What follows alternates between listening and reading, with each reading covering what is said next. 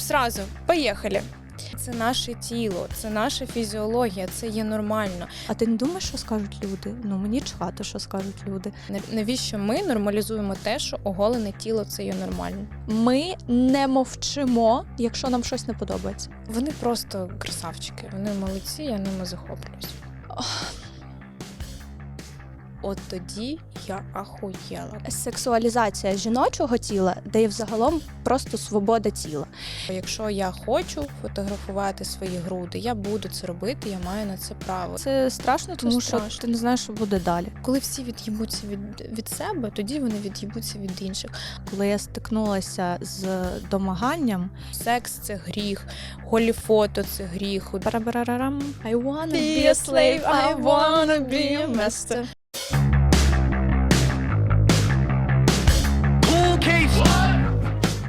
Всім привіт! На зв'язку команда Måneskin Ukraine. Мене звати Аполінарія, і це наш новий проєкт під назвою Cool Kids Podcast, де ми запрошуємо цікавих гостей і обговорюємо з ними теми актуальні в нашому фандомі, а також підіймаємо важливі соціальні питання, про які раніше говорили неоднократно Måneskin.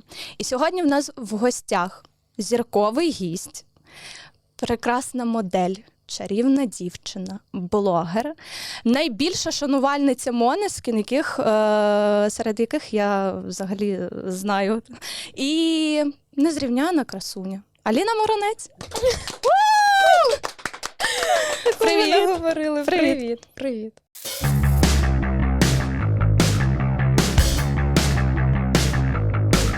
Я дуже рада тебе бачити.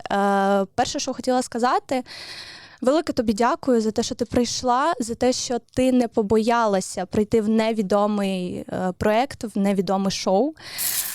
Це така віра в нас, якої нам інколи не вистачає. Тому я дуже тобі дякую від імені усієї команди. Це дуже цінно дякую. для нас. Вам дуже дякую за будь-які починання. Я вважаю, що якщо ви підіймаєте важливі теми, то я маю бути тут. Це круто, це круто. Що, тоді давай ми не будемо довго тягнути і поговоримо сьогодні. В нас дуже важлива тема, напевно, найголовніша тема, яку завжди обговорюють Måneskin, меседж якої вони несуть у суспільство, це сексуалізація жіночого тіла, де є взагалом просто свобода тіла.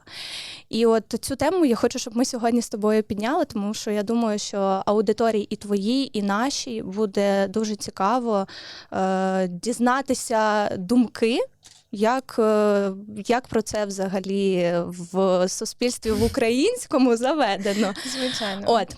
Так, Тому... бо я про це знаю багато, бо я модель OnlyFans. Да. І мені є що сказати. Тому дивись, давай почнемо, напевно, з першого питання. Це як ти ставишся до Вікторії і її free boobs? Ти знаєш, що вона любить оголено без верху виходити на сцену, і це дуже сексуально. І от мені цікаво, як ти до цього ставишся?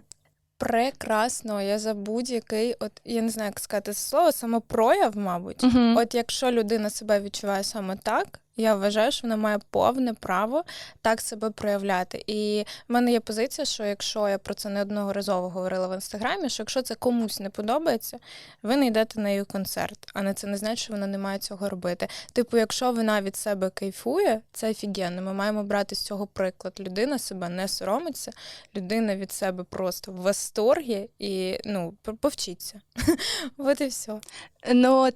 Я просто, у мене була така ситуація, що одного разу на концерті, коли Вік була з наліпками оцими на сосках, це було, напевно, перший раз, коли вона так вийшла, і я пам'ятаю, що в моїй сім'ї був скандал з моєю бабусею, коли я захищала оцю позицію Вік, і тому що я вважаю, що, нема різниці між грудями жінки і чоловіка, тому що єдина різниця і функція, де навіть і в чоловіків буває більше грудей, ніж в жінок. Так було до пластики. Приклад вам. Тобто я вважаю, що тут єдина функція І відмінність від чоловічих грудей – це годування дітей. І от був скандал в мене в родині, що моя бабуся казала, що це якісь збочення, це от, знаєш, це непристойно, і вона ж дівчина, як вона може, там вона легкої поведінки. І от якраз випливають питання тобі, а як ти вважаєш, чому за кордоном от нема такого ажіотажу з приводу того, що люди можуть ходити, отак, виходити на сцену, такий образ може бути, а в нас, тут постійне засудження. От як ти думаєш, чому різниця така? За кордоном і в нас? Насправді виховання наше. Згадай, як виховували наших бабусь, дідусів, як виховували навіть там моїх батьків. В мене, слава Богу, дуже сучасні батьки, і вони, наприклад, до цього ставляться ок. Але я знаю, що, наприклад, коли я почала вести OnlyFans, коли я почала виставляти там свої фото, до мене видно груди, навіть якщо не видно соски, я просто в купальнику, до мене доносили, що батьки моїх однокласників, батьки мамочки моїх однокласників обговорювали те, що я виставляю, що я показую груди. Їх виховували так, що груди – це соромно, що груди – це гріх, що груди – це ненормально, їх показувати. І я взагалі вважаю, і мені здається, що наше покоління вже буде так виховувати своїх дітей, що треба пояснювати дітям, що є жінки, є чоловіки, в них є вагіни або пеніси, що в усіх є груди. І це наше тіло, це наша фізіологія, це є нормально. Цього не треба соромитись, це не є гріх, тому що, наприклад, там взагалі, як я позбулась будь-яких комплексів з приводу грудей, я коли жила в Іспанії, я пішла засмагати на пляж, і до мого здивування всі от бабусі 60+, 70 років, 80, вони всі засмагають топлес. Розумієш? Круто. Коли моя бабуся, для якої ненормально це носити топік, де пупок видно, а там вони засмагають топлес. І в них це є норма. Коли по Парижу, по Мілану йде дівчина в прозорому топі, в неї просвічуються соски, ніхто на неї не дивиться, ніхто її не вважає хвойдою. Якщо я в нас так вийду, то розумієш, що будуть думати люди, що будуть казати. Якщо, не дай Бог, це як я знімалась для одного проєкту, і я там стою в топі, у мене не видно соски, просто видно, що в мене є груди. І вони зроблені. Всі коментарі про мої цицьки, всі коментарі, вона не могла ще вийти в купальнику, може вона б ще вийшла гола. Вас має це, можна матюкатись? От вас має це їбати, як я вийшла. Це мої груди, це моє тіло, я можу робити, що я захочу. І от я вважаю, що ми вже те покоління не виправимо, але ми можемо виховувати себе. І коли в мене будуть діти, я буду доносити до них це, що якщо в тебе є груди, це не соромно. Це круто, молодець. Немає, це теж класно. Все ок. Я, те, що ти сказала про бабусь, от я згадую, що на концертах Måneskin інколи буває, що навіть, їх не назвеш бабусями, вони сеньори. Сеньори. У нас бабусі, в них сеньори. Вони виходять на сцену і вони кайфують від того ж Дам'яну, який в трусах скачуть по сцені. І вони вважають, що це круто, це такий вайб. Вони кайфують від цього і вони їх не засуджують. Вони просто поринають в цю енергію, в цю атмосферу, і для них це нормально. І я не думаю, що якби от у нас на концерті, в Києві, таких може бути одиниці. Мені здається, таких взагалі б там навіть якщо ми ходимо не було на якісь там тусовки, якісь рейви, дуже рідко там от із 1000 людей буде 2-3 людини, які так 60+, і це зазвичай іноземці. Я колись підходила, ми були на тусовці, і я підійшла до дідуся, він гаситься, я бачу, що він кайфує, він танцює, я йому така: добрий день, класно виглядаєте, і він такий: excuse me, і я розумію, що звичайно, що це не наш, розумієш? І, дуже, дуже різний менталітет, дуже різний. Коли кажуть, що там ми як Європа, ми ще дуже далекі до цього. В багатьох питаннях. Вот. Я думаю, що це от дійсно то, до чого ми маємо йти, щоб дійсно бути в Європі, щоб виховувати себе. Виховувати себе. І я думаю, що правильно ти сказала, що ми будемо по-іншому виховувати дітей своїх, наше покоління. Тому але що старших ми не змінимо. Ми не змінимо, бо це ці часи були, що ми маємо в ущерб собі, маємо подобатись іншим. Да, І я да. дуже Що скажуть часто... люди, що скажуть Да, женихи я твої. дуже часто це чую від от бабусі, дідуся, що а ти не думаєш, що скажуть люди? Ну, мені чхати, що скажуть люди. Що женихи твої подумають? Я живу для того, щоб мені було кайфово в першу чергу. Я живу так, як мені подобається. Ти згадай, як жінок все життя раніше от їх виховували, що вони мають приносити себе в жертву постійно, заради чоловіка, заради дитини. Одягнись так, бо це подобається чоловіку. Цього не роби, бо це не подобається чоловіку. Ти маєш, неважливо, як ти виглядаєш, ти зачухана, втомлена, нещасна, але ти маєш зробити все заради дитини. Їх так виховували, тому вони нас не зрозуміють. Але вони – це класний кейс для того, щоб ми виховували себе і ми жили інакше. Тому насправді цікаво за цим спостерігати. Дивись, якраз одразу от ти сказала, що жінки часто приносять себе, раніше приносили в жертву. Там, та й зараз. Ну і зараз, да, це покоління, напевно, це от жінки, виховані тим поколінням. Так. І от в одному з інтерв'ю, я тобі процитую, як казала Вікторія. От вона в одному з інтерв'ю казала, що вона дуже вільна, і загалом стать людей не може і ніколи не повинна бути дискримінацією. До неї ніколи не ставилося інакше, тому що вона жінка. І от в мене до тебе питання. Як ти ставишся до критики в суспільстві з приводу того, що є от стереотипи стосовно рівності і взагалі от жінки? Ну, наприклад, я приведу приклад, там жінка має бути тільки на кухні, там жінка не може взятися за цю роботу, тому що вона дуже емоційна. Там це може виконати тільки чоловік, тому що це тільки чоловіча професія. От як ти до цього ставишся, до цих стереотипів і до критики? Я ці теми дуже часто підіймаю в себе там в Тіктоці, в Інстаграмі. Я взагалі за от рівність в цих моментах. По-перше, я також стаю на захист чоловіків, до яких зараз доїбалися, що ви маєте от бути добитчиками, ви маєте забезпечувати родину, я буду гарно сидіти вдома, куховарити, а ти будеш там ходити, заробляти кошти. Я проти цього. Я вважаю, що не місце жінки на кухні. Тим паче в наш час, коли існує, от в мене, наприклад, я просто розкажу там про своє життя. В мене в стосунках взагалі такого немає. В всіх попередніх стосунках в мене були такі моменти. Ты женщина, ты должна молчать. Ты женщина, ты будешь стоять на кухне. Я обеспечиваю семью, я просто цитую, і у тебе нет ні на що прав. Ну, типу, от такого було. Зараз в нас повністю ми в рівності, ми заробляємо вдвох, ми все робимо вдвох. Нема поняття, що я маю куховарити, або він має приносити мені чогось кошти і мені їх давати за те, що я існую.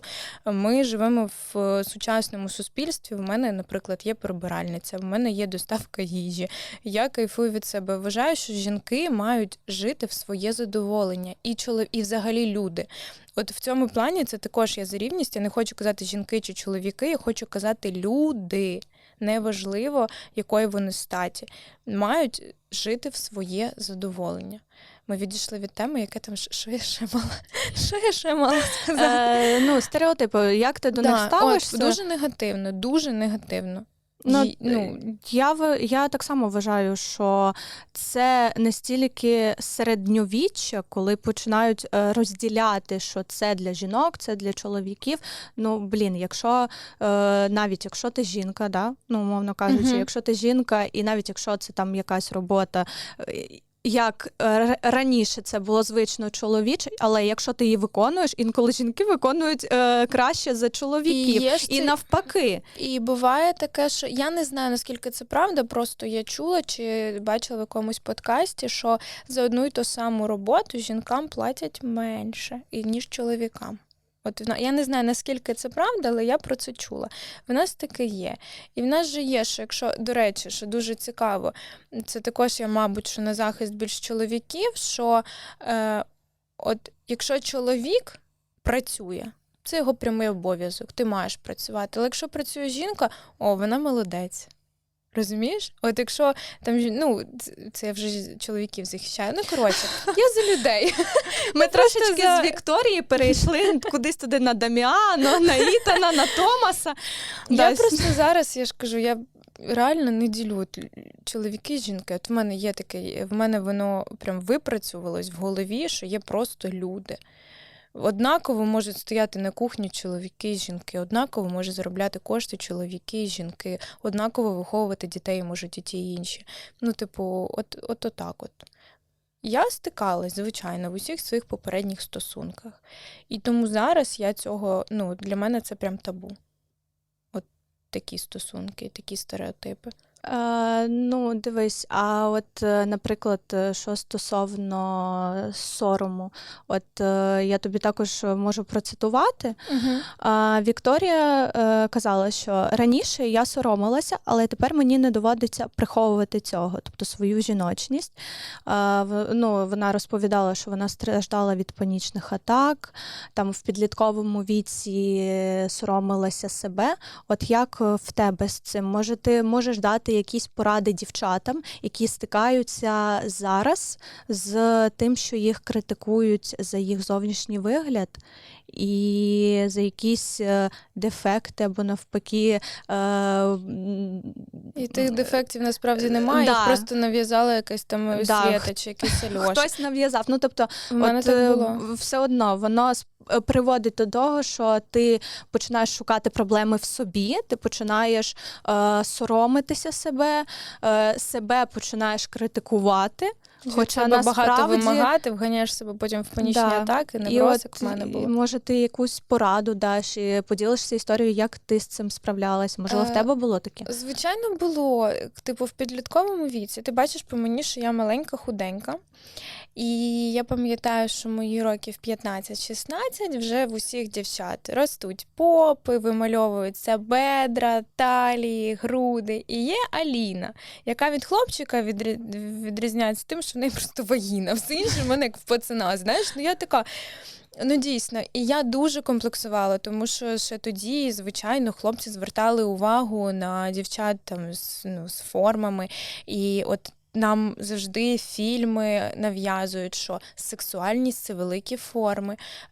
Наприклад, та сама Памела Андерсон, да, наприклад, ну там секс-символ, це великі груди. Ніхто ж тоді не думав, вставлені вони чи ні. Вони просто є. Усі фільми, де там гарні показують саме сексуальну акторку, це є певні ці параметри, як раніше було 90, 60, 90. І дівчинка, яка, наприклад, повненька, або вона надто худа, або в неї не виросли груди, або як в мене, немає попи, бо я маленька, худенька. Я за це комплексувала страшно. Я пам'ятаю, як я пихала собі вату в топіки, як я ту жопу на фотках вже як я її тільки не випихувала, хоча я розумію, що це повний маразм. Я до цього прийшла тільки зараз. Там те ж сама зовнішність. Наприклад, зараз я собі дуже подобаюся. Я об'єктивно дивлюсь в дзеркало, розумію, що в мене немає таких якихось явних дефектів. Єдине, що мене там смущало, це мої груди. Я їх зробила. Знову ж таки, зараз я розумію, що, можливо, б не робила. Бо зараз я вже сприймаю тіло будь-яким. І мені колись в 5 чи 6 клас це був, я сварилася з якоюсь дівчинкою за щось, і вона мені каже, ти взагалі нос як в свині. І що я? Мій нос як в свині, в мене не зроблений ніс. І що я 3 чи 4 роки жила з думкою, що в мене нос як свині. Я 3 чи 4 роки чекала, щоб я виросла, я його перекраїла. Розумієш? А насправді, бляха, в мене нормальний ніс. І насправді більшість дівчат, які заганяються за свою зовнішність, це просто хтось десь там колись ляпнув, а вони від того, що вони самі ще не розуміють, класно це чи не класно, вони в це вірять. І проблема в тому, що люди комусь вірять більше, ніж іншим. І я насправді не знаю, які поради я можу дати з цього приводу. Це приходить з часом. Тобто в мене не було якихось таких лайфхаків, що я така хоп і полюбила себе. З часом я почала розвиватись, вдосконалювати себе. Дійсно, я не проти того, що якщо тобі щось не подобається, ти можеш це змінити. Іди міняй, окей. Якщо ти хочеш зробити ринопластику, зроби її. Ти хочеш вколоти губи, вколи їх. Якщо ти будеш від цього почувати себе впевненішою, окей. Якщо я нила, що в мене попи нема, то я пішла в зал і я її почала робити. Тобто, також дуже важливо, що себе, якщо ти хочеш дійсно виглядати краще, щось для цього робити. Вот. Якщо просто подобається нити заради компліментів, це вже інше питання. І до чого я і ще дуже важливий момент – це люди, які тебе оточують. Якщо ще рік тому я виглядала не зовсім інакше, там стрижка в мене була інакше, я себе ненавиділа. Мені здавалося, що в мені не так все. У мене зараз так. Я просто були не ті люди. Порубала каре і все. І у мене через, я не знаю, тебе ж не було на Музварі. Не було. Бо я була з довгим волоссям, у мене був такий хвіст. І я просто потім, після цього, я любила своє волосся, я довгий час його відрощувала. А чого ти вирішила робити? А потім я приїхала додому, і я така, я хочу каре, бо в мене ніколи його не було. Я рубанула каре, я прийшла, і через 2 години я почала ревітись, і я сиділа, я пам'ятаю, я вечір сиділа просто в капюшоні, тому що я ридала від того, що мені вже не подобається. І це дуже дивно. Це дуже дивно, тому що тобі дуже личить. Мені всі кажуть, що воно... Я до цього дуже просто відношусь, насправді. Ти бачиш моє волосся зараз? У тебе прям такі кардинальні. Потім за таким. Я до цього дуже просто ставлюсь. Насправді, волосся – це не зуби твої. Да, вони відростуть. Я тобі захотілось, клас, ти виглядаєш класно, можливо, інакше. Але це супер, що ти можеш бути різною, розумієш? Ти походила з довгим волоссям, насолодилась собою, тобою насолодились люди. Зараз карешка. Захочеш бути лисою, будеш лисою. Це теж супер. Не надо себе це ми трохи вже, знаєш, перейшли на тему Дам'яно, бо з його постійними змінами волосся там... Я захоплююсь такими людьми, насправді. Реально, я не люблю, коли всі виглядають постійно, весь час. Знаєш, є людина, однаково, яка 5 років тому і зараз, і ти дивишся, воно не цікаво, в тебе, як я писала в Інстаграмі, є стільки варіацій, якою ти можеш бути, нащо сидіти і думати, а що якби?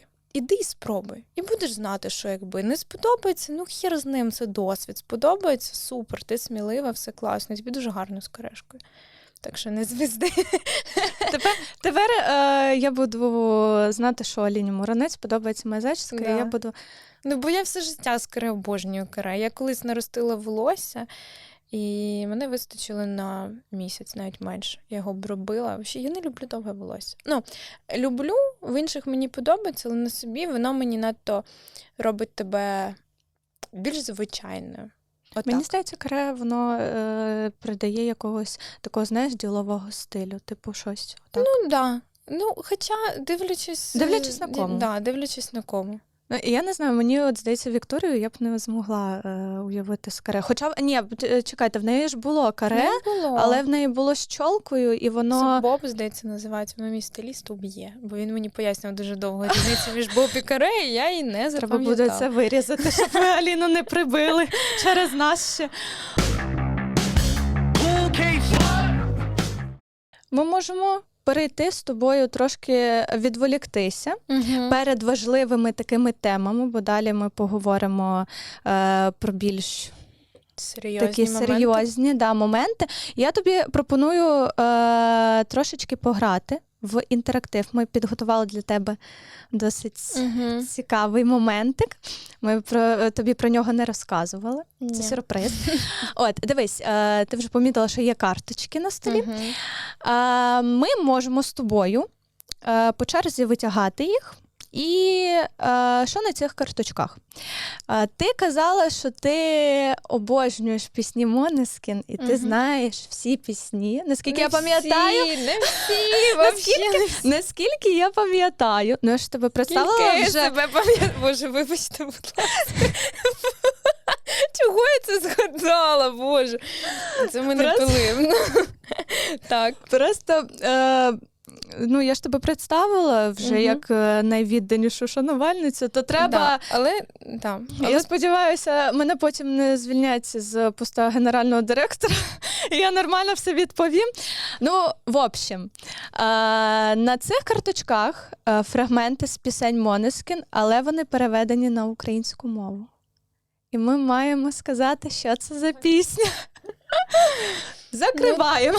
На цьому ми закінчимо. Давай спробуємо. Да, ми можемо з тобою по черзі витягати, і там буде внизу така ліпучка, а потім ми відповідь. Ми можемо разом відповідати, а можемо, наприклад, я беру і тобі, або ми можемо самі читати і самі відповідати, читаємо, або давай. разом можемо. Ну, як, як піде. Давай, ти перша. Я даю тобі.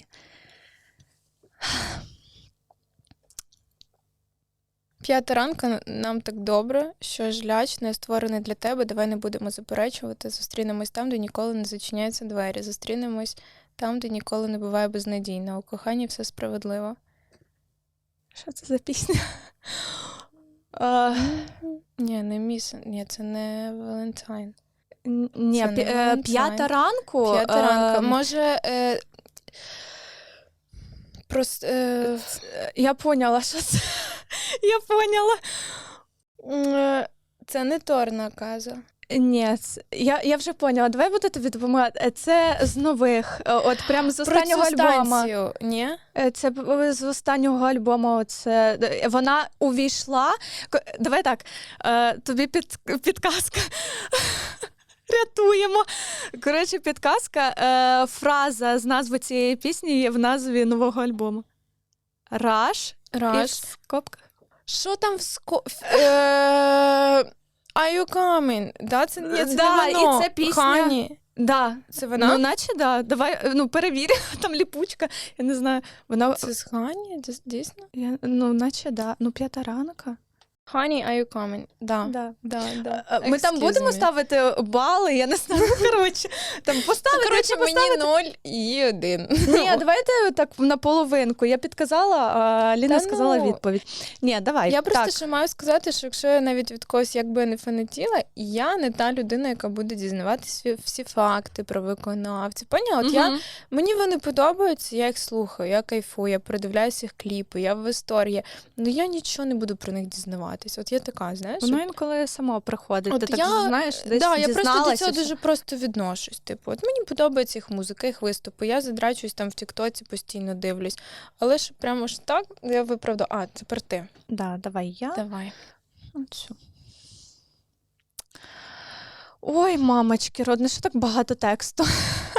І ви можете знайти його під своїм будинком з ножем у руці. Тому що ви не відповіли на одне з його повідомлень, але він клянеться, що любив тебе, що він не хотів би цього робити, але ти так і не відповів на його любов. Я намагаюсь просто англійською переводити, але може це ж з італійською? Так, це може бути італійською. Просто це, мені здається, що це, воно нагадує оцю історію цього з Beatles. То, що пам'ятаєш, в них пісня про цього вбивцю, який Джона Леннона зафігачив. Типу, Марк Чапман він називається. Не пам'ятаю. Мені здається, що це ця, тому що тут з ножем під будинком, і ти не відповів на його кохання. Я думаю, що це Марк Чапман. Ну, давай дивись. Тому що англійською я не можу згадати, щоб це якась пісня, а італійською... От я думаю, що це італійською, тому що англійською бо англійською я би перевела. Да. Марк Чапман. Так, все, давай тепер ти бери. Боже, мені так соромно, якщо я на щось не відповідаю, тому що я хвилююсь. Ні, я хочу. Так, Аліна хвилюється, все, тихо. Шалено закохані, ромашка в цвіту, чорні сердечка замість зіниць. Я крокую по кімнаті, я покриваю себе татуюваннями на нашу честь. Мрію про день, коли ми обіймаємо один одного дотиками, залишаємо опіки. Це ж знова, це не Валентайн, ні? Це не вона. Шалено закохані, ромашка в цвіту, чорні сердечка замість зіниць. Я крокую по кімнаті. Мені здається, що це Валентайн. Да? Я щось так думаю, бо мрію про день, коли ми обіймаємо одне одного, щось там таке було. Я пам'ятаю, що там було ще щось про, типу, про дітей теж, якийсь посил там був, що, типу, коли вас двоє... Покриваю себе татуюваннями на нашу честь. Мені здається, що це Валентайн, так? Да, я думаю, що це Валентайн. Давай відповідь. Я впевнена, бо там було про це. Парабарарам. Але там було, типу, щось... Да. Валентайн? Фух! +1. Ні, це я вже знаю, да. Так. Давай. Що за госіп немає? Це моя улюблена пісня. Я б там сходу. Взагалі-то. Так, я хочу доторкнутися до твого тіла, бо мене так електризує. Я вже можу сказати з перших, це I wanna be a slave, I wanna be a master. Да, я можу далі не читати, але я прочитаю, що тут, як воно в перекладі. Я знаю, що ти мене боїшся. Ти сказала, що я занадто ексцентричний. Я плачу від будь-якого твого горя, і це страшенно пафосно. I'm Дам'яно. crying all my tears and that's fucking pathetic. Він так каже pathetic. Да. Да. Фух, ми Дам'яно молодці. це взагалі. Так, давай перемішаємо. Да. Давай. Забивши руки в кров, я підкорю усі вершини. Я хочу опинитись там, де людське око переривається, аби навчитися прощати собі всі гріхи, бо часом навіть ангели бояться смерті. Все, що в мене залишилось, аркуш паперу у руці та півцигарки. Це не Торна каза. Я пам'ятаю там фразу, що ти там, медзо сигарети, це ж півцигарки, але це навряд чи ця пісня. Так, забивши руки в кров, я підкорю усі вершини. Ну, там же ж такий посил, що мені здається, що воно схоже на Торна казу. Воно схоже, але аркуш паперу. Я просто це півцигарки, медзо сигарети, я пам'ятаю. Ну, давай будемо по цьому орієнтуватися. Да, відкриваємо? Да, давай. Ну, ти сказала Торна казу, твоя відповідь. Давайте подивимось. Да. Фух, я так радію, наче Мерседес виграла. Так. Бачите, я не набрехала, я трошки фанатка. Ну ні, не повністю трошки. Фанатка, але я знаю не все просто. Я взагалі генеральний директор, це мені буде більш соромно. Боже, що такі великі тексти? Ви не могли підготувати щось маленьке? Оце читати, сидіти? Ну, народ. Як ти спиш уночі? Як ти закриваєш обидва ока, живучи з усіми цими життями на твоїх руках, стоячи в самоті на цьому схилі, використовуючи паливо, щоб вбивати, ми не станемо з цим погоджуватися. Дивись, як ми танцюємо. We gonna dance on gasoline. Бля, в мене дуже хуйовий голос, просто я співала. Ну, це одна з моїх улюблених, це просто... класна пісня. І я пам'ятаю, я ще заговорю за це і все, і мене понесе. Я буду засирати русню. У мене мурахи від цієї пісні. Вони круті. Я просто пам'ятаю, як ми в команді, коли перший раз почули цю пісню, у нас такі були емоції змішані. Я плакала перший раз. Я побачила, вони ж перший раз виклали відео, фрагмент відео маленького в інсті, просто як участь у цьому Stand with Ukraine, якщо я не помиляюся. Вони виклали, і там в фрагментах були ще кадри з Бучі, з Ірпеня, і я просто пам'ятаю, як я сиджу, у мене мурахи, у мене сльози і такі змішані почуття, тому що водночас я відчуваю біль. Водночас я відчуваю радість за те, що вони про нас сказали, і вони обрали цю сторону правди. Що світ про це говорить, так. І от, як я сказала, водночас біль, що вони про нас згадали саме через ці події. Я теж про це думала, коли тільки почалась війна, і говорили всі про Україну. Я дуже не хочу зараз про це все. Але от коротко, що про нас знають саме через це. Да, це от про нас мене так інколи це засмучує, що нам приходиться... Ну, це буде неправильно сказати, що як нам приходиться використовувати цей меседж, щоб достучатися до когось, але, зараз так і виходить. Да. Тому, тут можна навіть не відкривати Gasoline. Конечно. Прекрасна пісня, просто. Мені ще подобається... Давай, беремо. Це те, що набито в мене, на спині! Це місце, цирк, ти бачиш лише те, що на поверхні. Вони приховують усе лайно під килим, ти не бачиш їх брехні, вони ніколи не будуть чисті. Просто наповни свій бокал джин-тоніком. This is American Dream. Да? This is American Dream? Ну да, все правильно. Це твоя... У мене це набито на спині. This place is a circus, you just see the surface. They cover shit on the... Відповідь Госів, тут фрагмент стату Аліни. Добре написано, покажи. Дійсно так написано. Куди, де камера?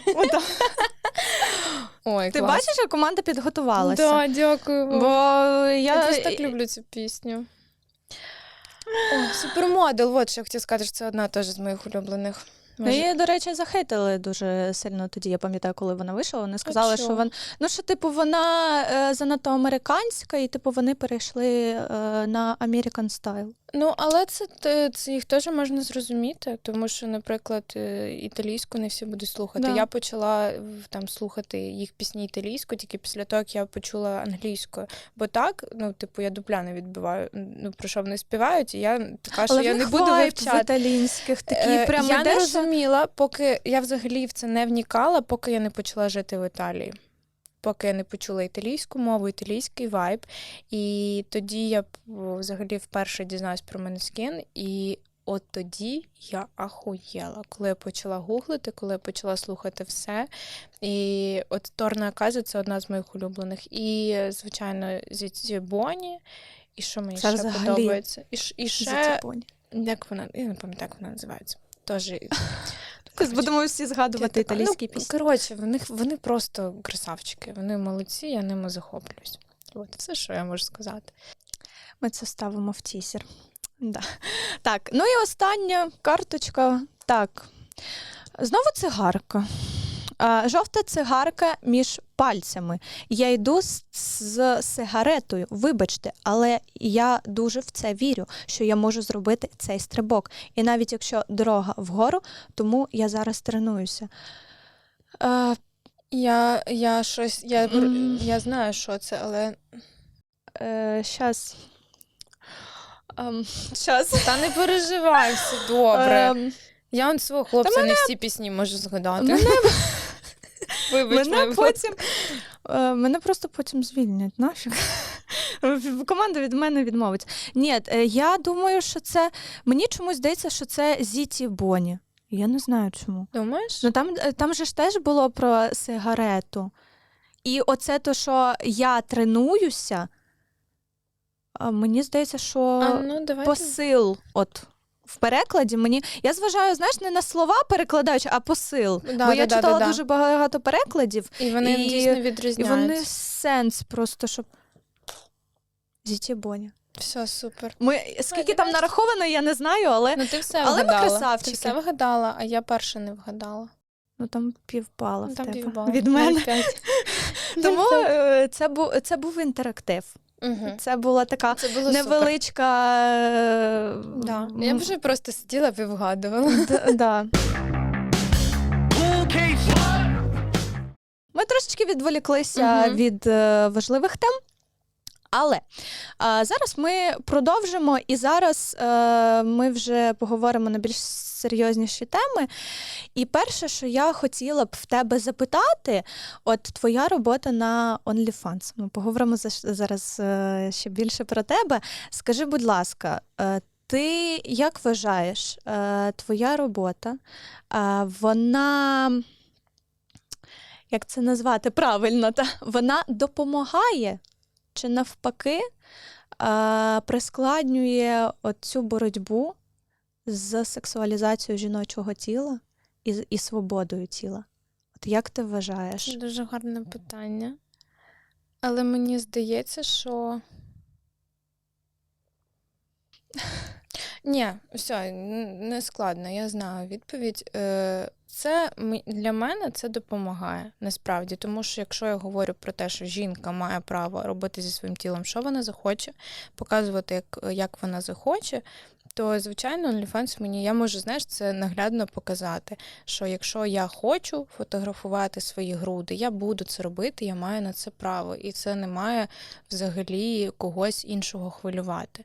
Насправді, я б дуже хотіла донести це до соціуму, який постійно, дуже багато хейту через те, що я займаюся OnlyFans, але коли я, чесно, ніколи прям напряму в житті, щоб так до мене підійшли і мені щось негативне сказали, такого не було.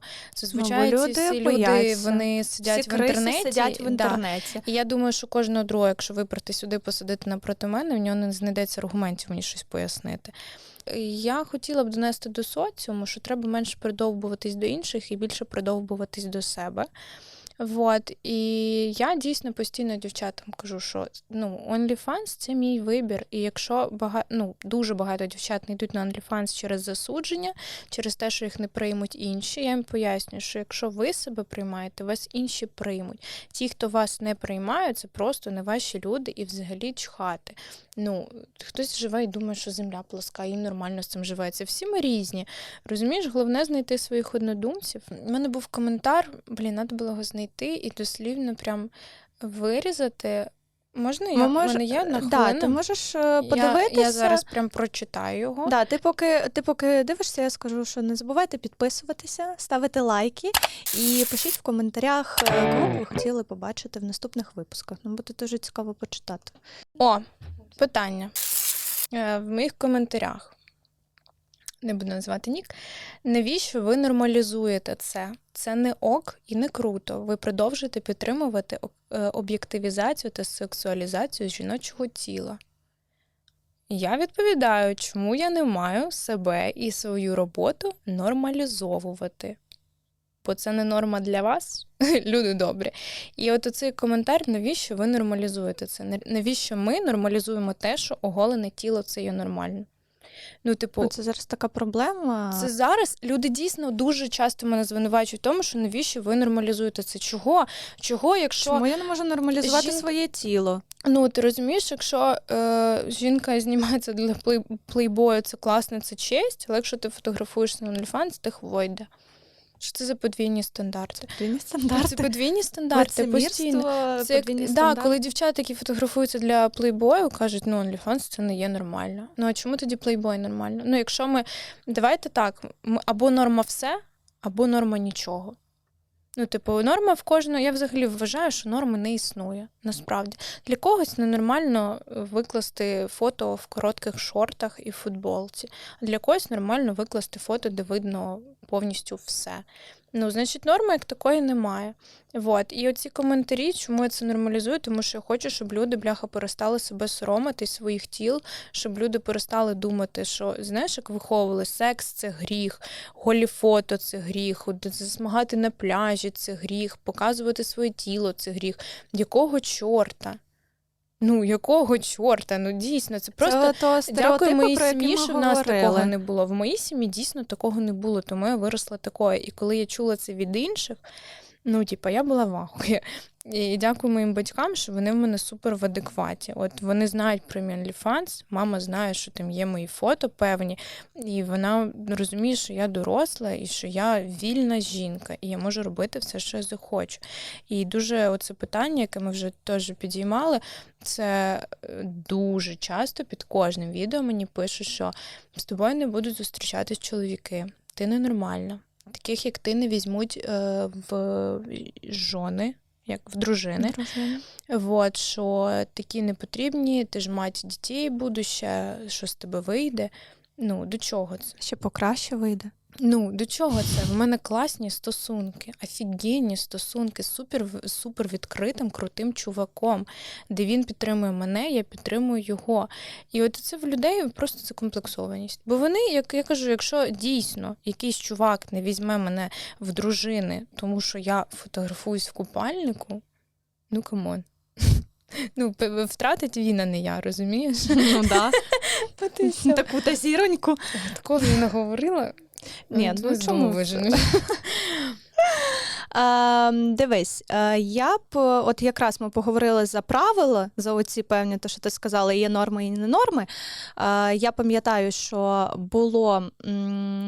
був виступ у Måneskin на VMA, і там була цензура, коли у Вік випадково відлетіла оця, як її назвати, ліпучка. Наліпка. Да, наліпка від соска, і її просто не показували до кінця виступу.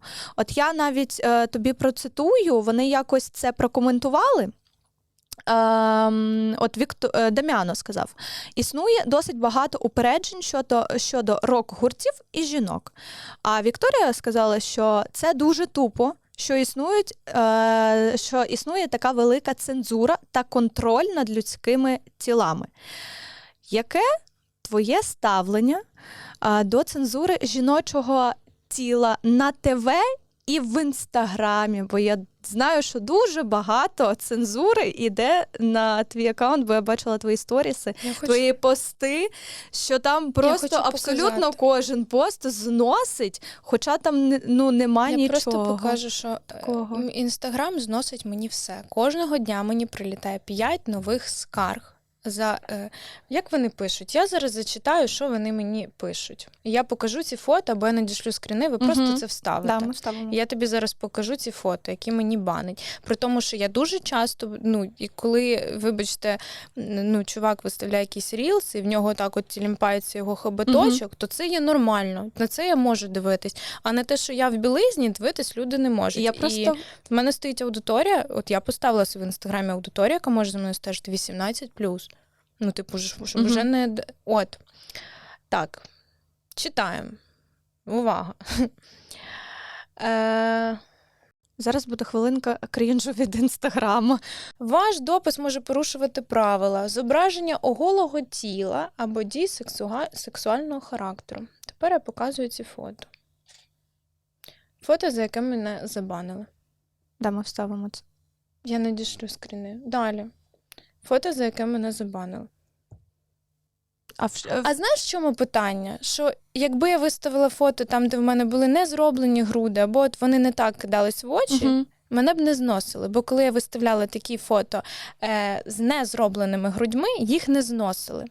Як тільки в мене силіконові груди, їх зносять, бо вони великі, і Інстаграм такий, це зображення сексуального тіла. Мені, звісно, дуже приємно, але от такий прикол. Зносить за те, що я сиджу в шортах, в піджаку і топ. Я в цьому топі можу ходити по вулиці. Розумієш? І мені це зносить. Я не можу цього показувати. От і все. Я пам'ятаю, що просто це було 2 роки тому, чи коли, що Інстаграм, чи то був вкид, чи я не знаю, але ходила по інтернету така новина, що Інстаграм вводить нову функцію, що він не буде тепер блокувати жіночі соски. Жіночі соски, да, і таке було. І таке було.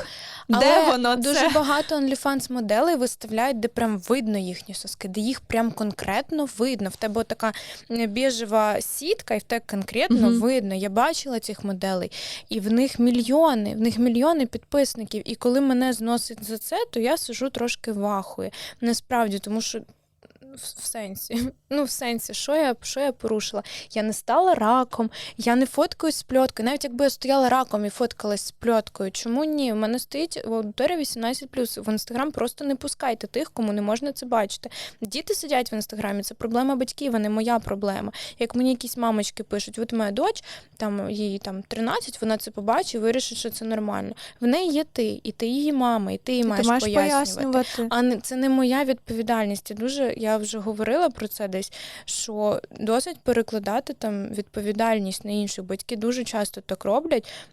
Я бачила кліпи, я не знаю, в дитинстві, де хтось наркотики приймає, чи алкоголь п'є, чи з повіями в кліпах. Я ж такою не виросла. Бо в мене були батьки, які мені це пояснювали.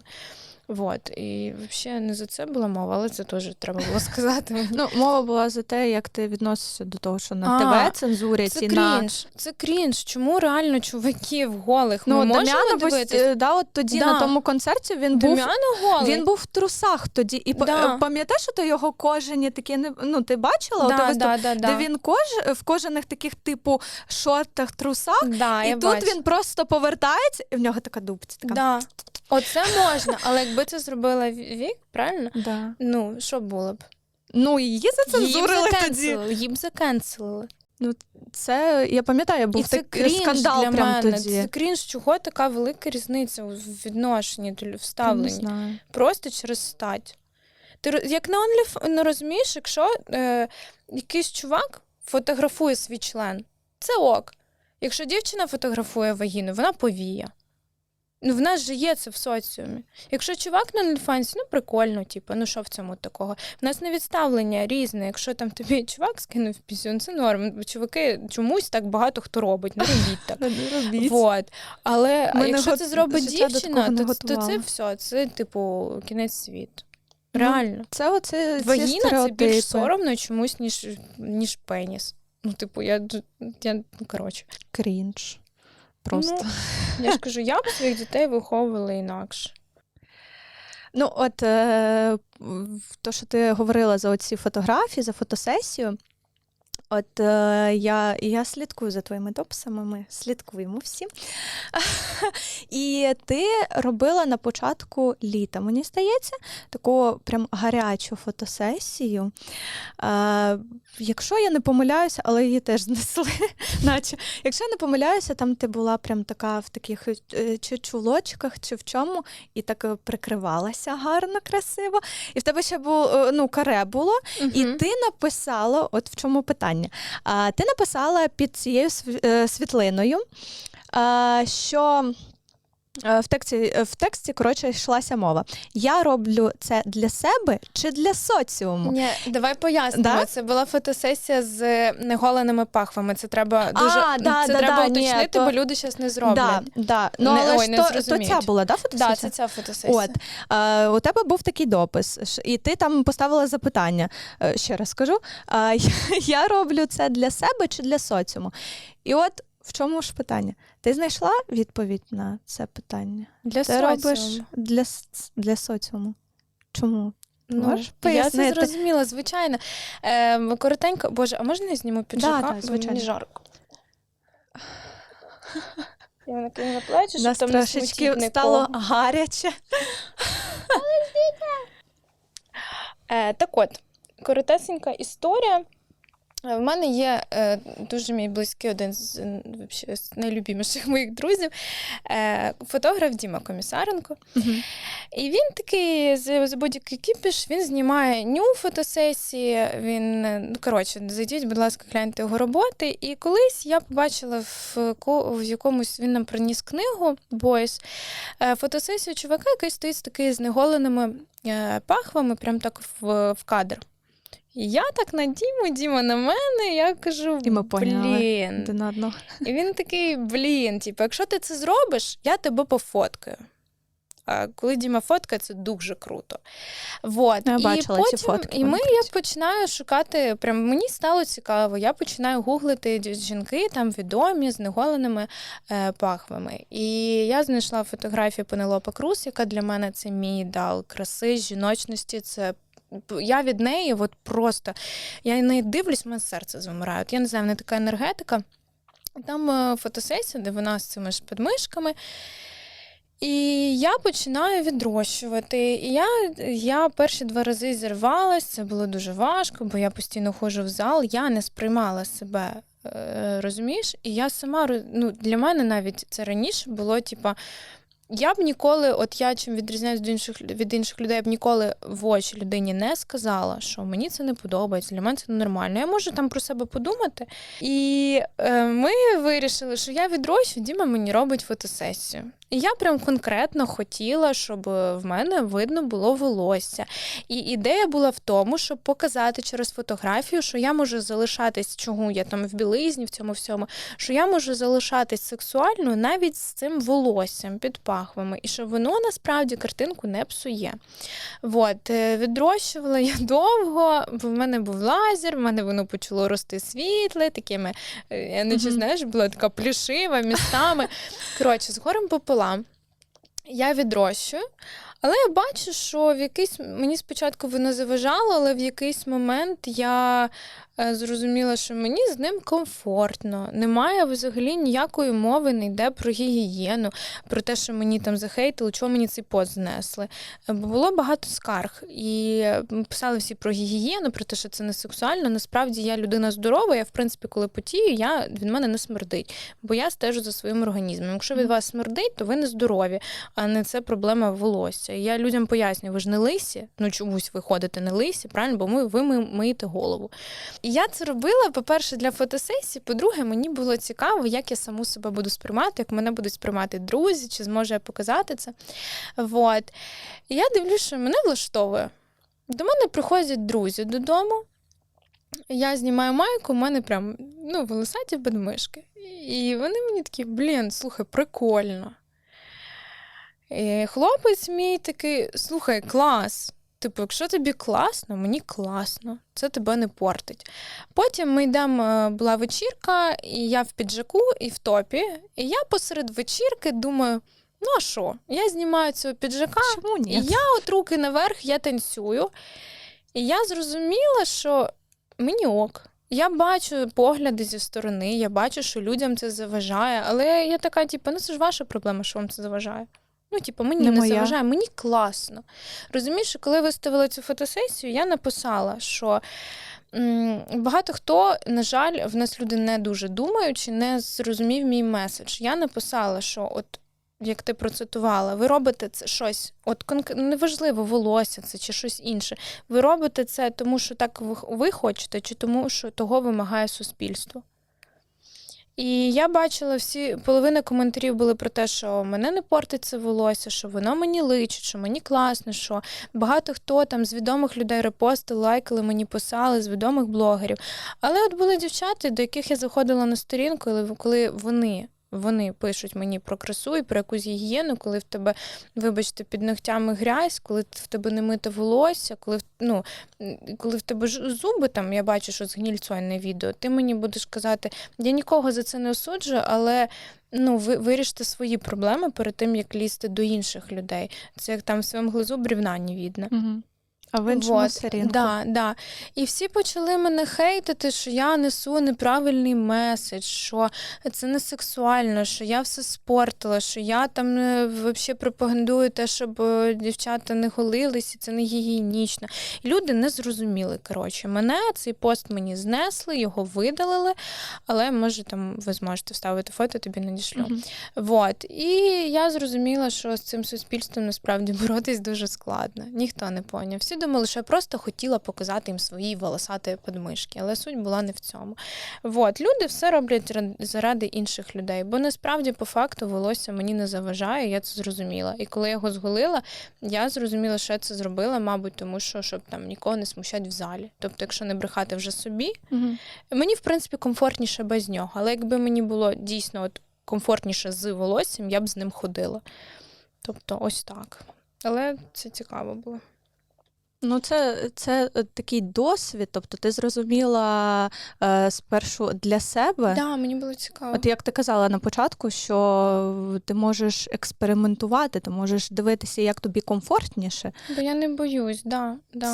Це дуже круто. От я, до речі, з цим зараз намагаюся теж впоратися. Мені хочеться експериментувати, мені хочеться, щоб я все ж таки в конечному ітогі я зрозуміла, як мені більше комфортніше. Але для цього потрібно подивитися, що і як. Різні варіації, коротше кажучи. Я прям знайшла під відео з пахвами. У мене 1784 коментарі. Давай, прочитай свої топ-3 улюблених. А я їх не виділю зараз, бо, знаєш, вони ж тут перемішуються в тіктоці. О, перший. Зразу. Поїхали. Погнали. Зараз будемо срать. Вот. Я виставила відео, до мене голені пахви і написала, коли сказали, що вона не може бути ідеальною, поки не поголена, я тикнула фак. Вот. Бо заїбали від жінок вимагати. Так от. Далі, теж дуже цікава думка, насправді. Скажіть, будь ласка, якщо волосся на тілі, це про самовпевненість, прийняття свого тіла та себе, то для чого тоді юзати маски, які змінюють лице? В мене в тіктоці стоїть маска. Яка мені там збільшує губки, звужує лице. Да. Я написала, бо я хочу. І це мій меседж. Правильно. Багато хто почав писати про те, що ж ти вколені губи і нарощені вії, якщо ти за натуральність. Я кажу, бо я хочу. Я можу це твоє право. Бо я так хочу. Я можу бути вся обколота і ходити волохати, і мені так подобається. Я можу не голити ноги 2 тижні. Я можу не голити бікіні 2 тижні. І мені норм. От я про це кажу відкрито, бо що мені стіснятися. Коротше, тут багато. Просто тут 1784 коментарі. Тут можна повибирати цікаве. І в основному там хейт, там є чувак, один, якому не сподобалось, там, що в мене не голені підмишки. І він переписувався, йому відповіли, і він переписувався в коментарях, там більше 100 повідомлень. Спостерігала за цим цирком? Більше 100. Я потім, після 3-го повідомлення, я просто бачу, що чувак рубиться з усіма жінками, які на моєму захисті. Просто сидить собі чувак і рубиться з ними. Бо йому треба, щоб я побрилась. Ти уяви, наскільки людині нема чим зайнятися в своєму житті, і що в нього нема нічого цікавого в житті, і що він не знає, що поміняти в цьому житті, що змінити, що він просто йде і хейтить жінку за те, що і він переписується в коментарях декілька днів. Можна мені стільки вільного часу, як цього мужчинчика? От і я за що кажу. Бо, блін, це... Коротше, це цікаво. Ви також, коли щось собі там міняєте або боїтесь міняти, ви думаєте про те, що ви боїтесь через себе чи через інших. Так, це дуже важливо. Ти будеш всім подобатись, коли ти будеш зручною. Да. Ти будеш всім подобатись, коли ти будеш гірше них.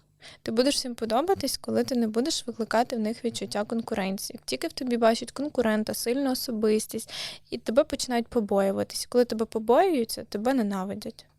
Але це успіх. Це прям ми виріжемо, вставимо усюди, куди тільки можна у нас в команду, щоб ми всі пам'ятали завжди про це, тому що нас засрали останнім часом, дай Боже. У нас навіть Чому? Нас захейтили за те, що ми не мовчимо, якщо нам щось не подобається.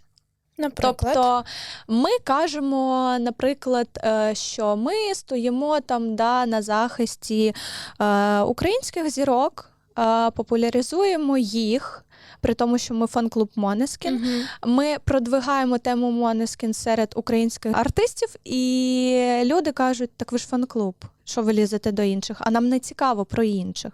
Тобто, пам'ятаєш, коли ми викладали пост про тебе, про Островського, там ще про зірок, ми говорили, що вони згадали Måneskin, і це круто, тому що українські артисти несуть в наше суспільство в українське, несуть популяризацію творчості гурта, який нам подобається. І це круто. Я вважаю, що це круто.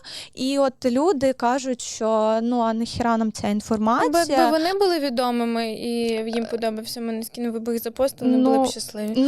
Тобто от нас за це хейтять. Також хейтять за те, що ми зараз от нещодавно виклали пост про Джорджію, про колишню Дам'яну, що вона просто висрала щось незрозуміле, тобто порівняла, ти бачила пост. І нам почали казати, що ви до неї причепилися. Нахіра ви зараз це все, нахіра ви робите скандал з усього. Оце мій улюблений коментар, і їх дуже багато, таких однотипних. Навіщо ви робите з мухи слона і робите з усього скандал? Ви вважаєте, ви все робите правильно? Да. Вам подобається те, що ви робите? Все. Я просто тобі приводжу приклади, я тому розумію, що... Бо я знаю, скільки мені висрають, я знаю, скільки мені прилітає.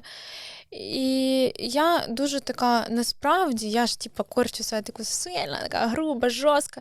Я оце додому приходжу, я оце кошенятко, мені там десь щось напишуть, я така, та пофіг, а потім мене може накрити. Я можу прийти, оце, ти знаєш, так... Тому що, ми всі не залізні. І я насправді дуже про все думаю. Якщо мені пишуть якусь думку, я не одразу така, ти йди ти нахуй. Ні, я можу про неї, якщо вона мені не подобається, чи це там противоречить моїй позиції, я про це посижу, подумаю, і я та людина, яка може признати, що вона не права.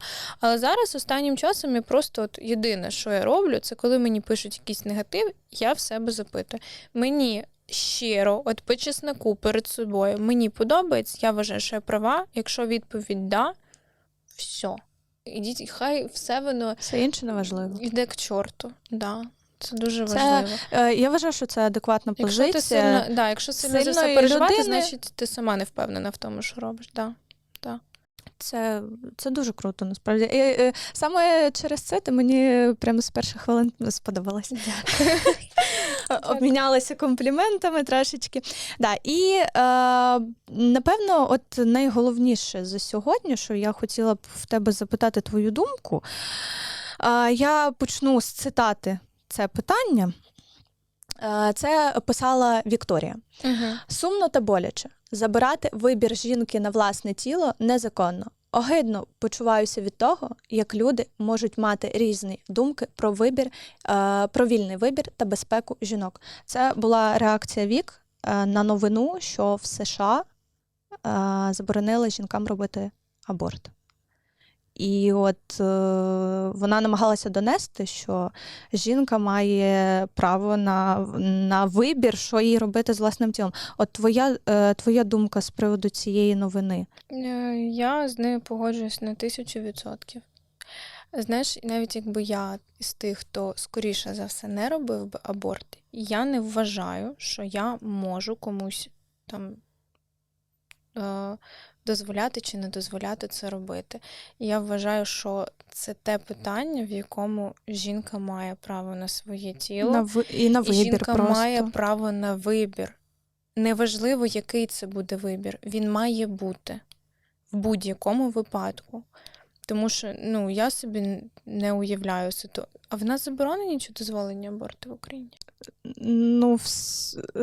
Дозволені, так? Да? Дозволені. Мені здається, в нас ті, що там, знаєш, таблетку, чи це на ранніх сроках, мені це 100%, я думаю, дозволено. Вот. Просто там оце прийняли закон на федеральному рівні, що воно заборонено. Ні, це на мою думку, це неправильно. Тому що в жінки має бути вибір. Право вибору. Хоча б через те, що є певні проблеми зі здоров'ям в жінок, через які вони можуть... Небажана вагітність. Да. Боже, а скільки, я не знаю, чи варто про це говорити на Ютубі, але є ж вагітності від, зґвалтувань, наприклад. Да. Таке є. І я просто дуже багато про це дивилась і фільмів, документалок, мені це все дуже цікаво. І навіть ці моменти, якщо я не хочу народжувати дитину, якщо в мене так сталося. Розумієш, або коли народжують, розумієш, от я там непогано заробляю, там ми в стосунках, я розумію, що в принципі там фінансово, морально, можливо, якби зараз так сталося, я була б готова до дитини, але коли дітей народжують 11-та дитина, і діти не миті, в нас таких історій дуже багато, там один зі всіх, стосується кожної, ці всі історії, коли народжують по 12 дітей неблагополучні, я вважаю, що в таких випадках, і, Боже, я не знаю, чи засруть мене за цю думку чи ні, але це моя думка, що має бути мало не...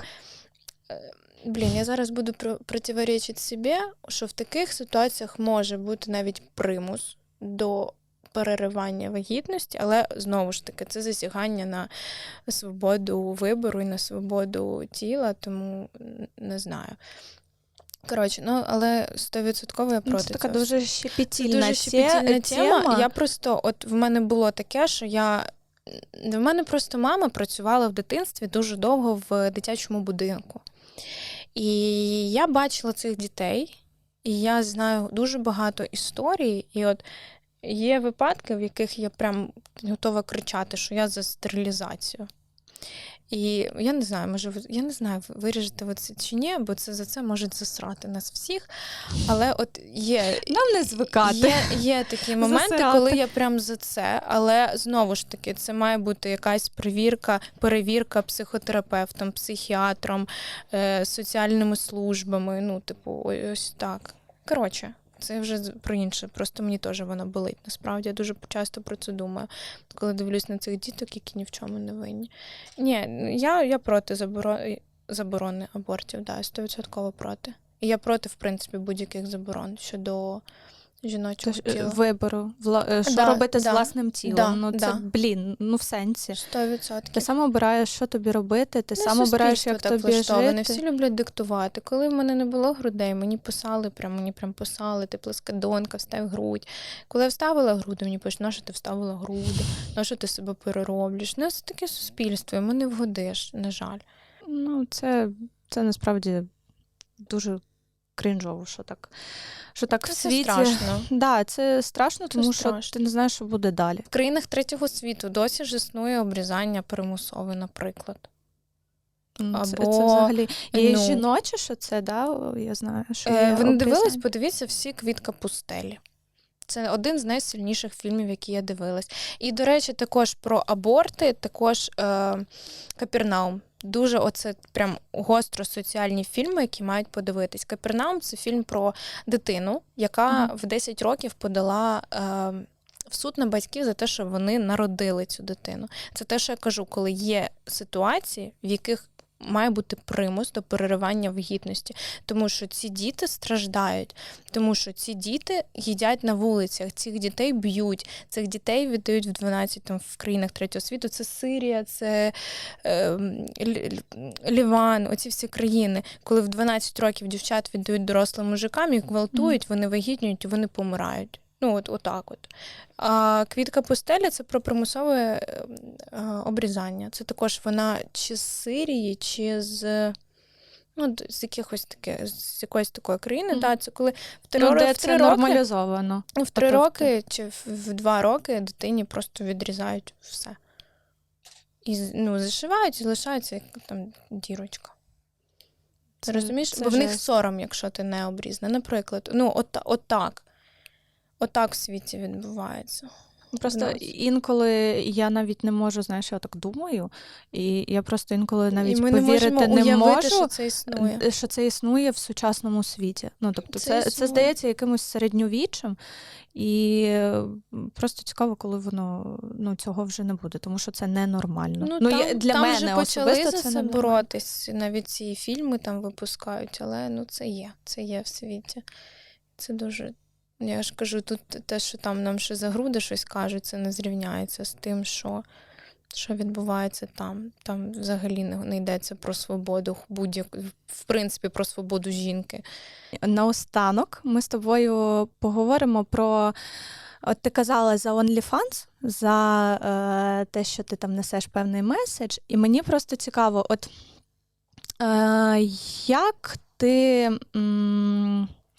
як ти подаєш, через що ти подаєш, і чи подаєш ти оці феміністичні меседжі через свою роботу в OnlyFans?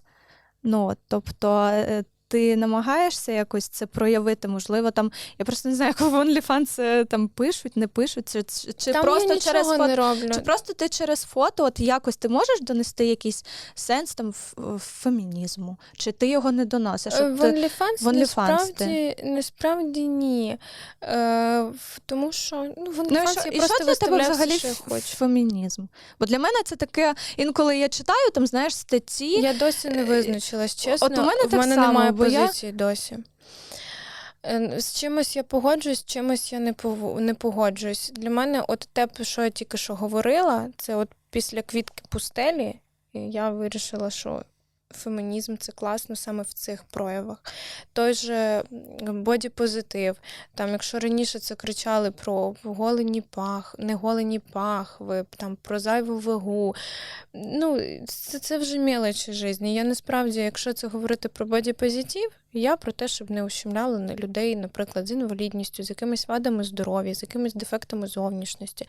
Наприклад, оце, що в нас борються за те, що там я не куховарка, я не посудомойка. Це важливо, але це нюанси. Я за те, щоб боролись глобально проти насилля, проти сексуального домашнього насилля. За це треба боротись.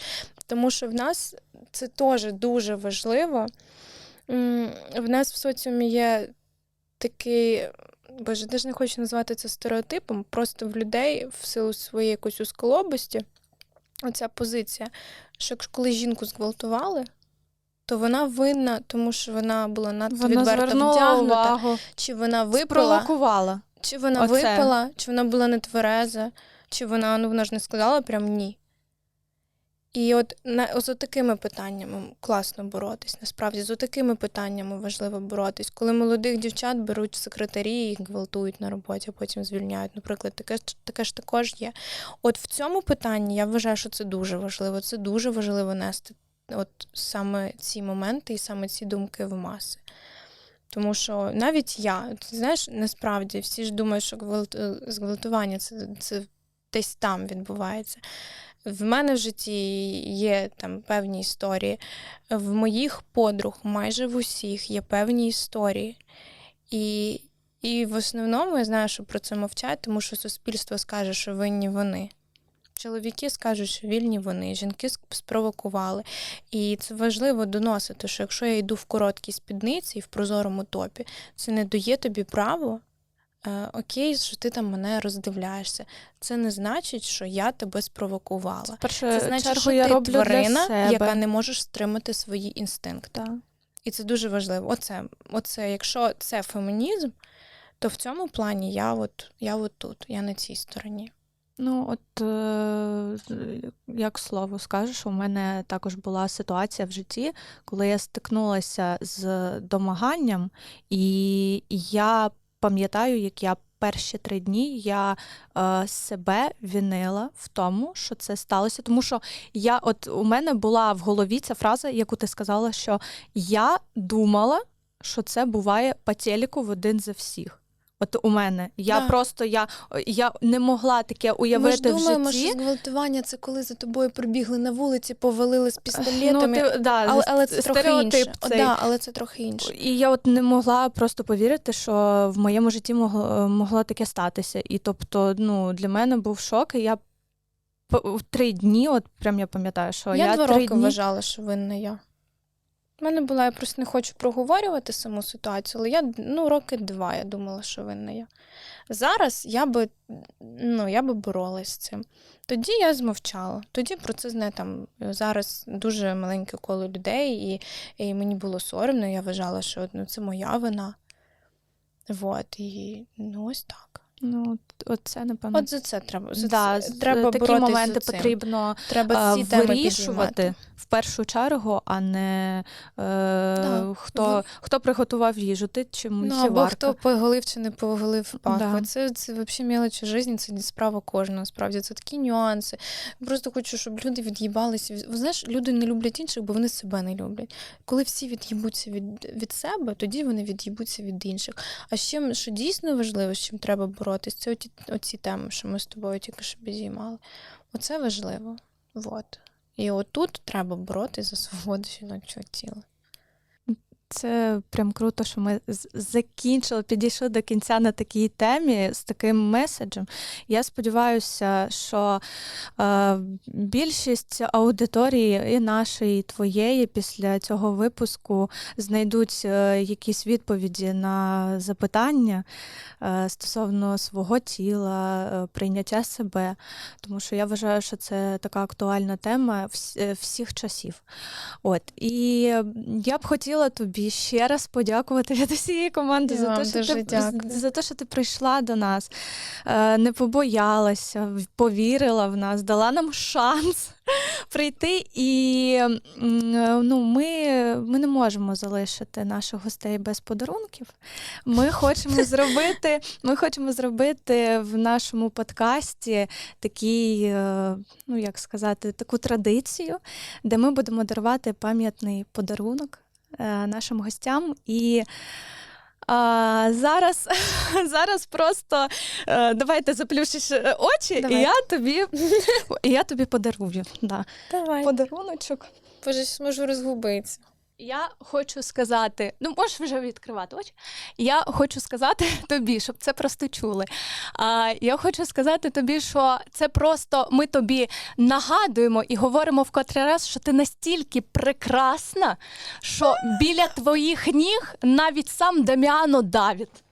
Аліна, це тобі. Бля, це так охуєнно! Мене Островський вижене, ви що вообще? Так, щоб було видно. Боже, сонечко. Це, Аліна, ти... Так, треба мікрофон говорити, чи не обов'язково? Да, треба якось мені то сказати. Давай я буду тримати, а ти говори. Тримай. Ти можеш роздивитися.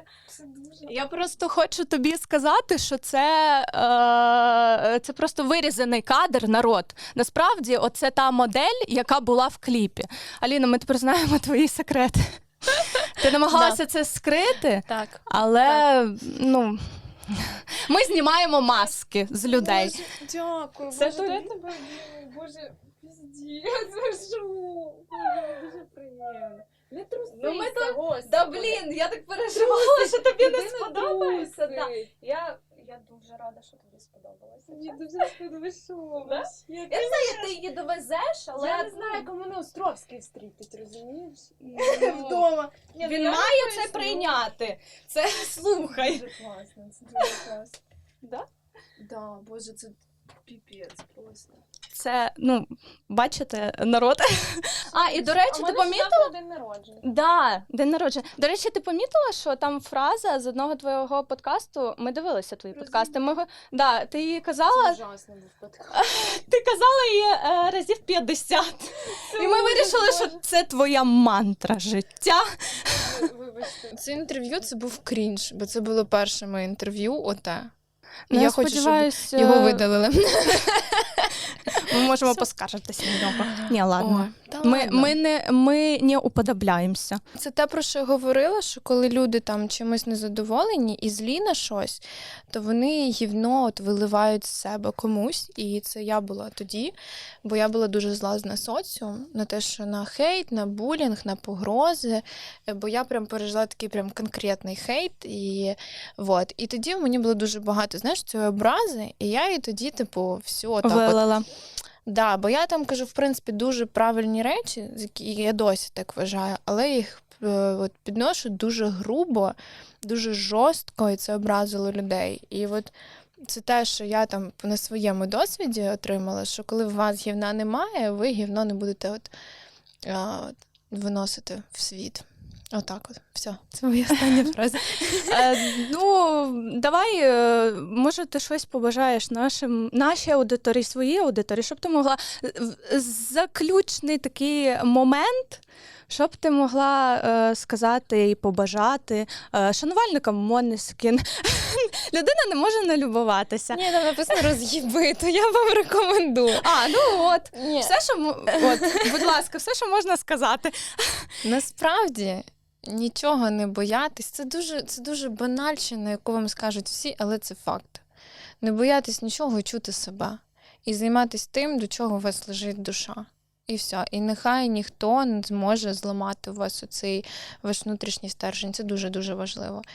От. Просто вірте в себе і знаєте, що наповнюйте себе, і тоді у вас не залишиться часу на те, щоб десь комусь паскудити життя. Вот. Будьте добріші, люди, це дуже важливо. Да, сердечко, рука одна тримає. Вот. Дякую тобі велике. Це дуже важливі слова, насправді. І я вдячна, що є такі люди в суспільстві, які доносять оці правильні меседжі. Ну, на мою думку, це правильні меседжі, про які мають говорити більшість, але більшість чомусь боїться їх доносити, тому, що говорити. Вони не впевнені, що їх приймуть. От. Не бійтесь того, що вас не приймуть. Ваші люди вас приймуть. Якщо вас хтось не приймає, значить вони вам просто не потрібні в вашому житті. Все. Це дуже важливо. Круто. Ну, що я можу сказати? Ще раз тобі дякую. Буду говорити ще після зйомок разів 50. Тому що, правда, це дуже цінно для нас, що Для мене. що ти до нас прийшла. І от найголовніше, що я вже казала, ти повірила в нас. Це Звичайно, я за будь-які починання. Це нам дуже потрібно інколи. Та завжди нам це потрібно, що я брешу, кому я брешу. От, ну, наш подкаст, наш випуск підійшов до кінця, і я хочу сказати нашій аудиторії, що це тільки початок. Наш новий проєкт неодноразовий, як це було до цього часу. Тому підписуйтеся, лайкайте, тому що ваша реакція дуже важлива для усіх тих, хто це все робить.